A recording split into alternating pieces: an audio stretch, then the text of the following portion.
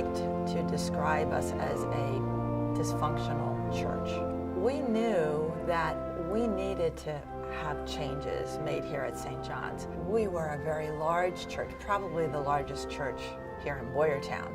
We had thousands of members on our roll, but we didn't have all those people. We don't have several hundreds of people coming to church every Sunday, and we knew we needed change. And we needed a pastor who was going to be able to help us with that change. How's my hair?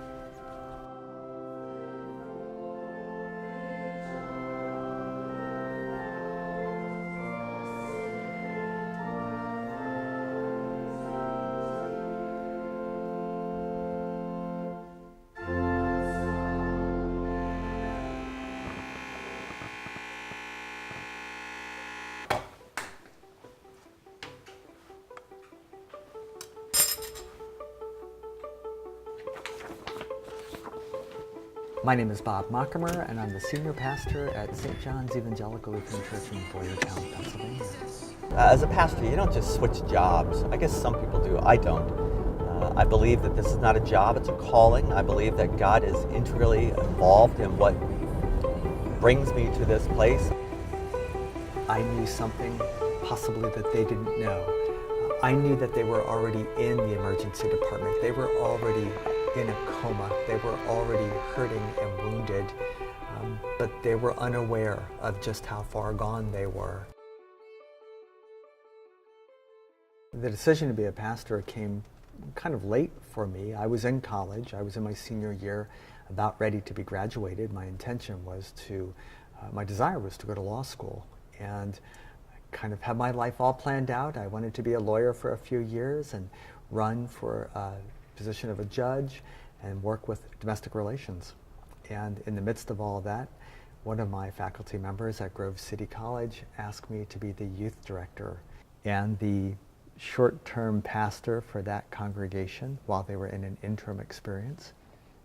Said, why don't you think about going to seminary? My first encounter with Pastor Bob was as chairman of the call committee. So I had the opportunity to meet with him when we started the call process. We had just recently gone through a call for our youth pastor who was there for maybe 2 years. So we felt as though, or I believe our leadership felt as though we had just been through the process. We knew what it was we were supposed to do. And there was this idea that there was a particular candidate who might be best suited for our needs. The first meeting of the call committee with Pastor Bob was a typical interview. We held the meetings at my house because this was to be done in a very confidential manner. My initial impression of Pastor Bob when he walked in the door and sat down and started speaking, immediately my first reaction was, and this is no lie, my first reaction was, oh shit. That was it, because I knew immediately that here's a person who's going to be asking us to do things that we should be doing, we haven't been doing, and he's going to make us do it. More things. When people go low, I think we need to be known as the congregation in town that goes high. When people want to divide, I think we ought to be known as the congregation that unites people. So my first impression was, if anybody can do it, this person can. One of the things that I asked to be on my desk, I didn't have a desk the first day I arrived, but I did ask for a few things to be on my desk. One, an up-to-date membership list. Two, an up-to-date list of those who would need immediate phone calls, pastoral care, follow-up visits, those in the hospital, because I wanted to hit the ground running. I found a directory, and in 3 of the first 5 phone calls, the numbers that I called didn't connect with the individual in the directory. 3 of the 5 names and phone numbers were not correct. So I knew that we had to go back to the beginning and put together a membership roster. And I knew by the end of the day that 2/3 to 3/4 of my new staff that I inherited were never going to be helpful as we tried to move the congregation forward. They were a part of the problem that kept the congregation in a position not only of regression, but significant decline.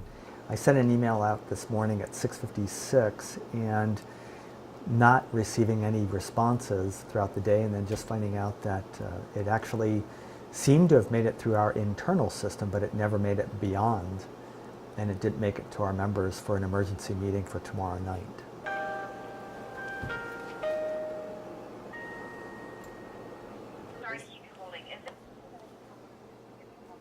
Sure, you want to escalate this to your highest level. That's just completely, yeah. Okay, thanks. Bye.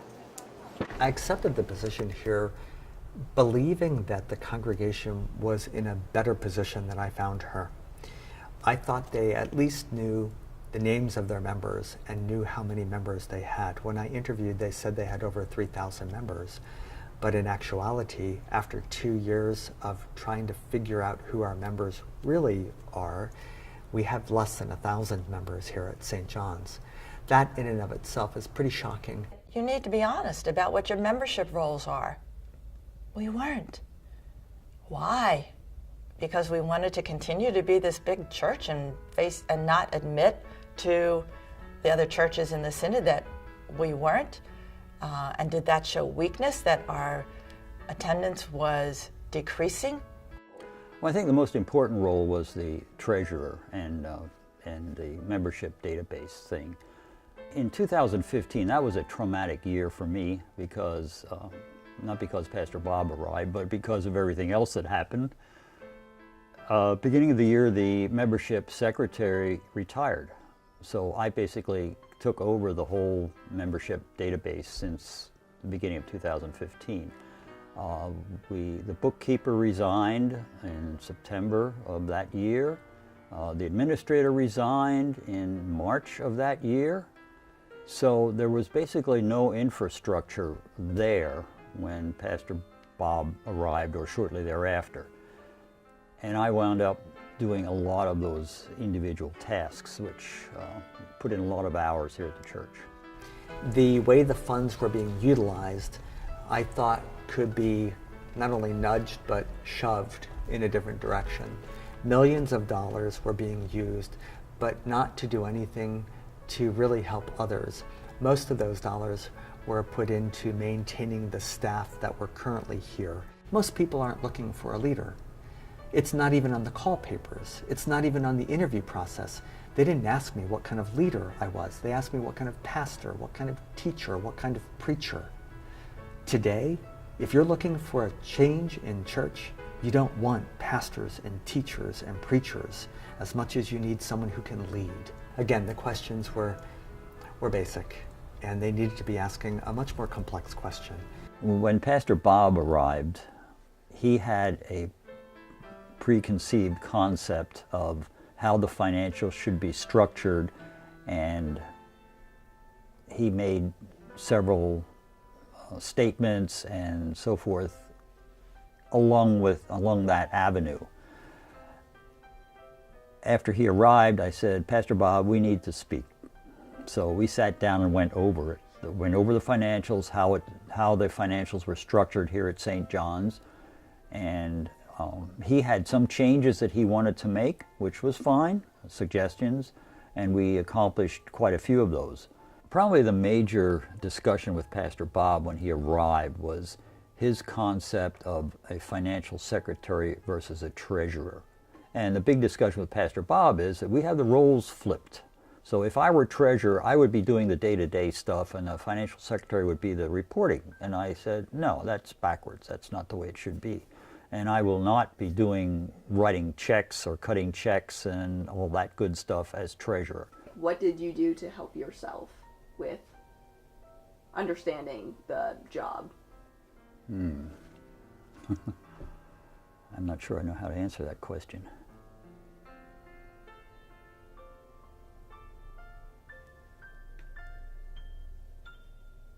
I think folks resented that I was holding them accountable. I think they were bitter that they were not the congregation that they thought they were. I think they really didn't like that I kept telling them, I just need you to tell me the truth. And I think they honestly were trying to tell me the truth, but they didn't want to be ashamed and embarrassed. I'm talking about individuals with law degrees and PhDs and people that are in key positions of industry. Their leadership here in this congregation failed miserably, detrimentally. It's kind of the story of the frog and the kettle, the story of how if you have a pot of boiling water and it's at a rapid boil and a frog is placed in it, it immediately recognizes its environment is hostile and it jumps out. But if you put a frog in a pot of water and slowly turn up the heat, it doesn't recognize its environment is becoming hostile, and it slowly cooks to death. I've had 5 days off this week. I'm finally trying to take some vacation after 4 years. I've had a few blips in the radar. In 4 years, I generally don't take days off. That's my fault. I can take days off. I choose not to. I can take vacation. I'm certainly offered enough. But I've found that taking time away from the position, it actually makes it more difficult.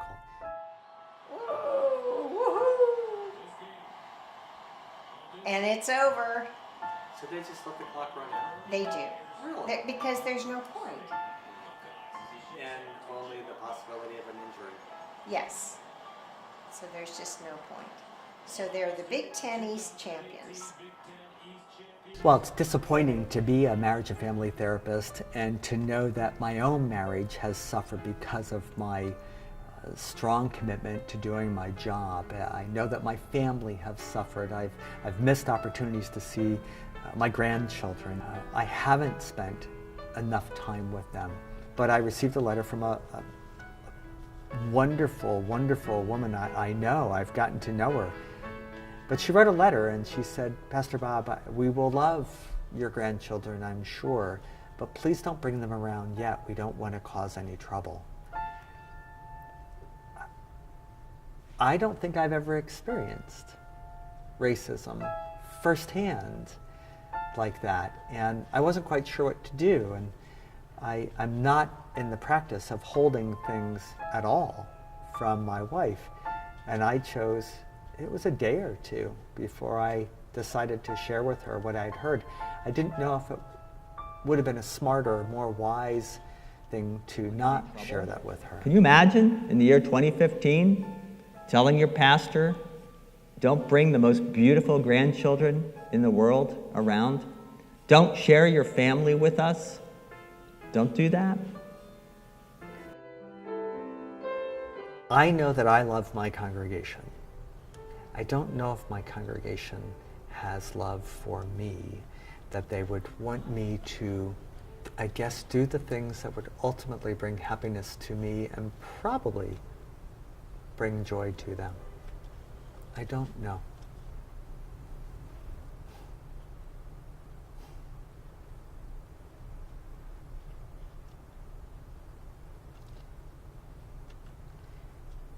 I want more for the members of St. John's.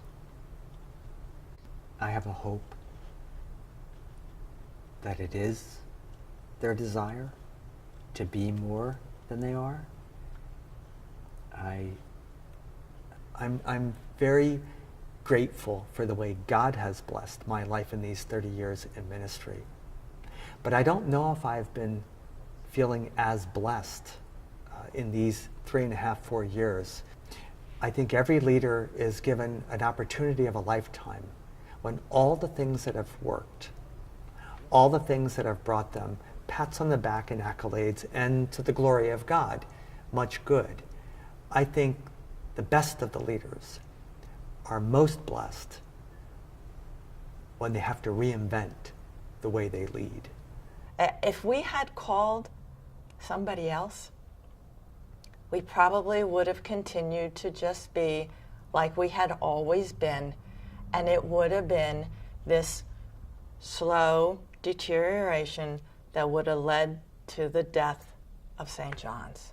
He's brought joy and energy and and good feelings and a lot of positivity. But again, he can't be the only one responsible for it. We worked out things very well, and I consider Pastor Bob a friend, and he's, as I say, I think he's mellowed, and I think that for the better. I think he's a more gentle person now than he was when he first started here. Our congregation has been in denial, sleepy, but I think that I think we have hope here at St. John's now. I think that the finances now being diverted and used more to help others. I think the staff are focused on doing what matters for God, to take care of and love our neighbors as ourselves. I think that reaching beyond the walls of those who have status and power in the community to those who have very little status and little power. I think those are the things that give me hope here at St. John's. I don't see that a person can handle much more without there being a terminal consequence. Terminal, and I'm leaving the ministry. Terminal, I'm leaving this call. Terminal, and he just breaks. We probably took him to lower depths than he has ever been in his life. And it is past the time where we need to be building him back up so that he can really be the preacher, the teacher, the friend, the leader that we need here at St. John's.